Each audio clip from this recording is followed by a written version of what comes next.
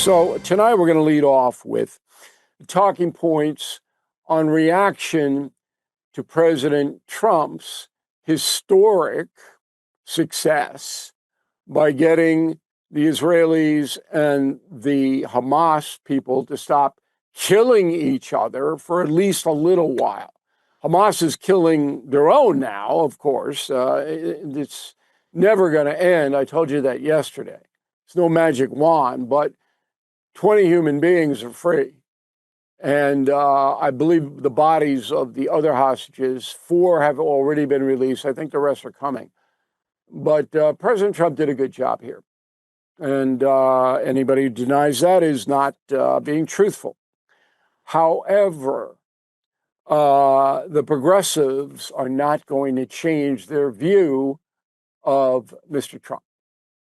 They are going to continue to hate him. So how do they handle it? That's what we're going to report on tonight. And I'm going to run it down for you in a very methodical way. But yet need to know there's vengeance in the air. Why? Why would there be vengeance in the air against President Trump? Because he's making the Trump haters look bad. He's tearing apart the progressive movement. You heard nothing from Bernie Sanders, nothing from Elizabeth Warren. I don't think you heard from AOC either. They don't know what to do. They don't know what to do. But I know what they will do, and that is move on from this story as fast as they possibly can and get right back into the Gestapo, ICE agents. Comey is a victim, right back in. And that's going to happen with lightning speed. It's already happening in some of the more hysterical progressive precincts. So I'm going to pick on this guy, John Legend, and I don't really want to, because he's not anyone of, I don't know, he doesn't have any sway over any of us. He has no power. He's an entertainer. He's a singer. John Legend. He's in the news a lot. He's a very, very ardent progressive. But his mindset accurately reflects the progressive movement in the United States. So I'm going to use him tonight as a demonstrator. All right, so you know about the Nobel Peace Prize. The Norwegians didn't want to give it to Trump. That's all it was. Did Trump deserve it? Yes, of course he deserved it. But the Norwegians are very, very liberal, and they didn't want to give it to him. Maybe if Ukraine, if there's some deal made, they'll have to give it to him next year. But they avoided it this year, and they shouldn't have. That's not honest. But here's what John Legend said about that. Go. If Trump is able to actually earn the Peace Prize, it probably won't be enough that he's helped bring peace to the Middle East. Let's look at what else he would have to do. He'd have to stop sending Black Hawk helicopters to terrorize people while they sleep in their apartment buildings in Chicago. Yes, the so-called peace president who's ending wars around the world would also have to stop declaring war on the American people. Okay, so what are you going to do? Mr. Legend's entitled to his opinion. I don't know why he does what he does. Certainly ain't going to help his record sales. He's an extremist. I don't feel anybody's declared war on me or anybody I know. All right, I know a lot of liberal people. I don't see any war. I don't see Black Hawk helicopters swooping down, terrorizing people as they sleep in Chicago. I don't see any of that. Maybe I'm missing it. Maybe I'm just not skilled enough to absorb the information that John Lennon and his cohorts in the progressive movement have absorbed. Okay, I'm just not smart enough to get it. But what he just said is what they believe. Because people believe what they want to believe. And you're never going to convince them. Ever in a million years. Okay, now, part of this subterfuge here, excuse me, is that Legend doesn't like Israel. You know, I always like to know who I'm featuring on the No Spin News. So he doesn't like Israel at all. Roll tape. No matter what political disagreements and political animus and anger we have at Hamas and the leadership in Gaza, those kids are innocent. Yes. And I don't believe in collective punishment, and I believe that their lives are just as valuable as Israeli lives or any other lives. And so I want foreign policy to be conducted with that in mind. Okay, so according to Mr. Legend, if Hamas attacks our country, United States, and kills 1,200 Americans, and I hope Mr. Legend would be spared, okay, we can't go after Hamas in Gaza. We couldn't use U.S. military power to avenge or punish the terrorists who killed the 1,200, just as they did in Israel, because innocent children might be killed. And that's true. They might be killed. But you don't do anything? What do? John Legend doesn't know. The brutal truth is that Israel defeated Hamas and downgraded its leadership and created a lot of problems for that terror organization. But in the process, 50,000 civilians, that's my estimation, were killed in that war. And whose fault is that? Well, Legend would blame Israel and the United States because we support Israel. Now, he might blame Hamas too, but he said clearly, I don't believe in collective punishment. Well, what are you going to do? Then you just let them get away with it, and then they run back and hide behind their children, and you don't take any action because you don't believe in collective punishment? It's just dumb. And that is my big problem with the progressive movement. It's stupid. It has no solution to any problems. These are pie in the sky people, think that they're noble and that they have a higher moral ground than anybody else. Boy, oh boy. Can you imagine if Kamala Harris, because she is a progressive, president, you think those Gaza hostages would have been released? Come on. Even Kamala's husband doesn't think so. All right, President Biden finally weighed in. I was waiting and waiting and waiting. And George W. Bush hasn't said anything. Bill Clinton did. All right, Bill Clinton issued a very strong statement in favor of Donald Trump's actions. But Biden was late to the table because his crew had to get around. They had to write it. They had to debate it. He had nothing to do with it. And here's what he says, quote, my administration worked relentlessly to bring hostages home, to get released to Palestinian civilians and end the war. I commend President Trump and his team for their work to get his renewed ceasefire deal over the finish line. Now, with the backing of the United States and the world, the Middle East is on a path to peace. Maybe. I don't believe it's on a path to peace, but I believe the situation is a lot better now than it was. Now, what about Biden's administration? They did try somewhat, but failed to get the hostage released. I was involved in that. And at the end, the very end of Biden's presidency in December of last year, 24, there was movement and there were hostages released in January of 25. The Biden administration was part of that. But the big part of it was Trump coming in. And I'm not going to go through what my role was now, but I will down the road. So I know what's going on here. I didn't object to Biden's statement, by the way. I object to Biden's presidency. It was a disaster for the world and for this country. But the statement was okay. Finally, let's wrap this thing up. It's not going to change. The progressives hate Donald Trump. The liberal media, which is about 80% of it, is not going to change its posture unless something like CBS happens, where company is sold. CBS was sold, new ownership. Disney, NBC, CNN, they're going to stay the same essentially.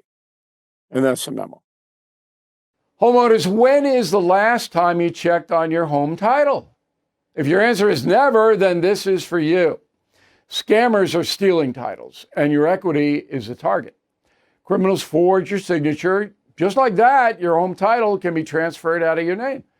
That's why I partnered up with Home Title Lock, so you can find out today if you're already a victim. Please use my promo code BILL at HometitleLock.com, and you'll get a free title history report. Plus, you will get a free trial of their $1 million triple lock protection. That's 24/7 monitoring of your title, urgent alerts of any changes, and if fraud does happen, they'll spend up to $1 million to fix it. That's HometitleLock.com, promo code BILL. All right, let's do a personal story here. So, as I mentioned, Confronting Evil, I got the opening chapter inside the Hamas raid, a horror on what they did. On that day, all right, October 7th, 2023, children were murdered and taken hostage by these savages. All right, one of the kids was Abigail Moore Edan, 3 years old. 3 years old, taken by Hamas. Joining us now from New York City is Liz Hirsch Naftali. She is the aunt of little Abigail, and she's written a book. And I recommend this book very highly to you. Saving Abigail, the true story of the abduction and rescue of a 3-year-old hostage. So this must be a joyous day for you, Ms. Naftali, correct? Listen, it's a day of great joy and hope and heartbreak. I mean, it's been 2 years, and what we're seeing are young men, sons and fathers coming home, and there is so much beauty in that. But we also know that, as you said earlier, there's still 26 others that aren't coming home alive, and they need to come home and be buried. But so it's one of those mixes of both, like, the most amazing, what President Trump and his team was able to accomplish was to bring these people free, but there are still people that need to come home and be buried. And then rest assured, they will be. They will be. By this time tomorrow, I expect that all of that will be done. Now let's get to your niece. Now, and correct me if I'm wrong, because I had to read your book very quickly. So it's 3 kids in a home, 2 parents, right? Yes. Okay. Hamas savages kicked the door in and killed the parents and kidnapped the 3 kids. Pretty much that's what happened, right? Actually, just a little change, that they came in while my niece was putting the 3 kids in a safe room because missiles were flying, and they murdered her in front of the 3 kids, 3, 6, and 9. And they ran outside, and their father was a journalist, and he had taken photos, and he was running back because he had done this before, but he realized this morning, October 7th, 2023, was a terror attack. And he picked up Abigail and ran. The 4 of them were running, and he was murdered by the terrorists, fell onto Abigail, and a 6 and 9-year-old brother and sister ran back to their home and hid in a closet for 14 hours next to their mother's dead body. And Abigail, we thought had been killed, but she had actually miraculously survived, and then was taken as a hostage with another family into Gaza for 51 days. Okay. What happened to the kids who went into the safe room? The kids in the closet, they were rescued by what we would consider Navy SEALs after 14 hours while there was still a war going on in their community on October 7th. So were these Israeli forces that rescued them? Yes. Okay. So they're safe. But little Yeah. Abigail, 3 years old again, is gone, kidnapped, out of there. And the Yeah. parents are dead, killed in front of their own offspring. It's just, Yes. it's just, talk about confronting evil. I mean, my God.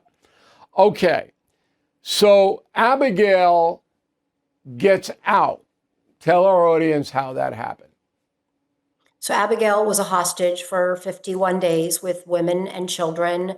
They were released at the end of November. There was a deal that was done by the Biden administration, brokered by the Qataris and by the Egyptians. And when we saw Abigail on the third day of this release, I knew that she was safe.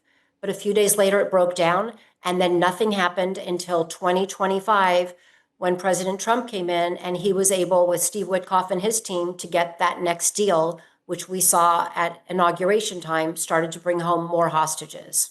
Right, that was the deal that I mentioned.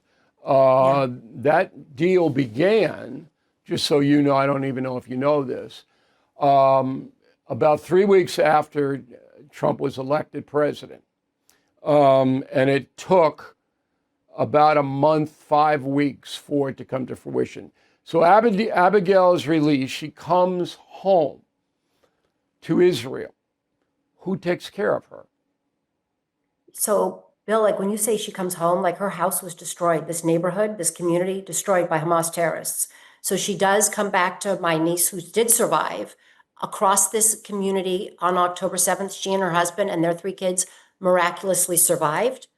And she and her siblings went and lived and now live with them. And they live in a different part of the country because where they live, they can't go. And Abigail is being taken care of beautifully by her aunt and uncle, but without her parents. Okay, so the three children are reunited. An aunt and an uncle are caring for them. Now, you would say that maybe this is they live happily ever after, but they can't possibly live happily ever after, can they, after all they've seen and been through? No. And, when you tell people this story, and I've kept telling the story for now almost 2 years of what happened, it touches people because a 3-year-old child was taken as a hostage after witnessing her parents' murder. And here she is now a 5-year-old and she goes to school, but everything that she has is is based on a trauma of October 7th that she will carry with her for the rest of her life. Does she have manifestations of that? I know you're in very close touch with the family. Is it nightmares, or is there anything about what she went through that is demonstrative today? Listen, she knows she was a hostage. She knows that she was starved. She knows she was kept in the dark. She knows that there was no food and no hygiene. But she also, when she hears a loud boom and a loud sound, she does go like this because she was a hostage in a building that for 51 days, the area was being bombarded by the Israeli Defense Force as they were trying to, bring home hostages. This child was suffering from it. So there are things like that. But, she's a child. And what we are letting is for the things to come out from her naturally and to just give her the love. And what I've learned is, I'll just tell you, we had popcorn one day and she said, I got to eat popcorn one time in Gaza. And you think to yourself, that was her memory, that one day she got to eat popcorn in Gaza. And so when you know that she remembers everything. Oh, absolutely. Never forget it. The older children, do they have any kind of flashbacks that are consistent? They're very closed at this point. They talk with their aunt and uncle who are their parents, but it's really, we're letting it come out naturally. I got it. I got it. So they're not any child psychiatry or anything like that. You're just kind of letting them be kids, and then when it comes out, you'll deal with it. Correct? Right, but just keep in mind, all children that were affected by October 7th in Israel, thousands and thousands of children all have therapists, as do my family. The And they adults were and they were assigned by the government. by the government and by it's been done both privately and with the government, but literally everybody, Israelis are traumatized. We talk about this great day and we talk about everything, but I know for our family, until Abigail was released, we could not even begin to move forward. And I know for these families, they can just start to move forward with their loved ones home, but it's a nation that is waiting to move forward emotionally. So you live in New York City. I'm right outside the city boundary. And then you see what happens at Columbia and about the demonstrations, and the far left people hate Israel, always have. Um, how do you process that? Look, since the beginning when Abigail was taken, and I really say stolen. She was stolen on October 7th as an orphan. And people then said to me when people were tearing down the posters and defacing a little child, I pitied them. I thought how sad that is where people are and so hateful. And I, for 2 years, even when Abigail was taken, I was fighting for an end to the fighting. But it started with bringing back all of our hostages that were stolen. And Abigail was one of those, a 3-year-old child. So one of the things that I will tell you is I believe, and President Trump has said this and Steve Witkoff has said it, is that we have to reject hate.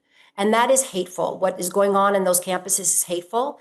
And I look at myself and so many hostage families as looking, how do we actually bring a peace, which President Trump is dedicated to, that makes it safe for kids on both sides? So the irony of this moment, Bill, is that I believe that the work that we are doing, and we can be different politically, but we are coming together, which is saying enough hate, and how do we move forward and bring peace to the region? Yeah, I don't know if you're going to get through to the real fanatical Mandani wing. I mean, that must be painful for you as well. See that a guy might be elected the mayor of the city in which you live who can't stand Israel, and you'll never convert him no matter what you do. Look, I've learned in this process, I'm going to talk to people who want to know the truth and want to work together. And I will say this, that throughout my travels in the States, in New York, and the world, there are truly a lot of really good people. And I believe they are the majority, and the minority of people that you've discussed that are very loud and very vocal. I can't convince them to be on the side of truth and justice. So I'm going to talk to people who could be very different politically, very different nationally or religiously, but that want to know the truth and accept that on October 7th, there was a terror attack in Israel and it affected Jews, Christians, and Muslims. Those people didn't care. They just wanted to kill. Well, that is the truth. So, Liz, we appreciate it very much. Again, the book is Saving Abigail, the true story of the abduction and rescue of a 3-year-old hostage. And you really want to know the truth, as Liz just said, you read this book. And we wish you the best, Liz. If we can ever be of any help to the family at all, you let us know, okay? Thanks for helping us out tonight. When you're buried in credit card and loan debt, it's easy to put it off and say, I'll deal with it later. But here's the thing. Done with Debt has a little known strategy that can dramatically reduce or even erase what you owe. This fall, they will aggressively engage your lenders because they know rich credit card and loan companies are doing year-end accounting and cutting deals to clear debt fast, meaning you need to start with Done with Debt right now, this fall. They can help end your debt fast without bankruptcy or loans. In fact, most clients have more money in their pocket the first month. So get started while you still have time. Go to donewithdebt.com. Talk with one of their specialists for free. Visit donewithdebt.com, donewithdebt.com. Cold weather almost here, meaning if the power goes out, there's no way to keep my family warm. We could freeze. But then I thankfully heard about the Vesta off-grid space heater from My Patriot Supply. It is a space heater that doesn't use electricity. It runs on canned heat, an indoor safe fuel. With a Vesta at home, we can keep warm no matter what. And it doubles as a stove to boil water or cook food. You can get a Vesta and free gifts when you order the Winter Prep Special from My Patriot Supply. Please go to mypatriotsupply.com/bill to see everything included. This offer will not last long, and neither will this nice fall weather. So go to mypatriotsupply.com/bill today. mypatriotsupply.com/bill. All right, final thought of the day. Who's the second best-selling nonfiction author in the world?